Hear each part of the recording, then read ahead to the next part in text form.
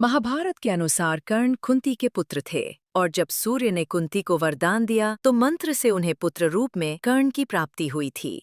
उस वक्त कुंती अविवाहित थी, इसलिए उन्होंने कर्ण का त्याग कर दिया और बाद में उन्हें एक रथ चालक ने पाला था। इस कारण से उन्हें सूतपुत्र भी कहा जाता था। महाभारत युद्ध के दौरान कृष्ण जी पांडवों की तरफ से थे तो वहीं कर्ण कौरवों की तरफ से थे, लेकिन फिर भी श्री कृष्ण ने कर्ण का अंतिम संस्कार क्यों किया था, आइए आपको बताते हैं। एक बार कर्ण अपने रथ से कहीं जा रहा था, तभी उसके रथ से एक बछिया की मौत हो गई और उस दौरान एक साधु ने कर्ण को श्राप दिया कि जिस तरह रथ से बछिया की मौत हुई है उसी तरह तुम्हारी भी मौत होगी। साधु ने कहा कि युद्ध के दौरान उसके रथ का पहिया धरती निगल लेगी और वही उसकी मौत का कारण बनेगा।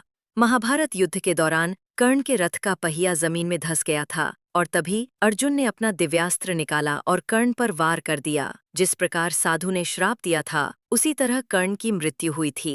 कर्ण को दानवीर माना जाता था और भगवान कृष्ण ने कर्ण के अंतिम समय में उसकी परीक्षा ली। उन्होंने कर्ण से दान मांगा, तब कर्ण ने दान में अपने सोने का कवच तोड़कर भगवान कृष्ण को अर्पण कर दिया।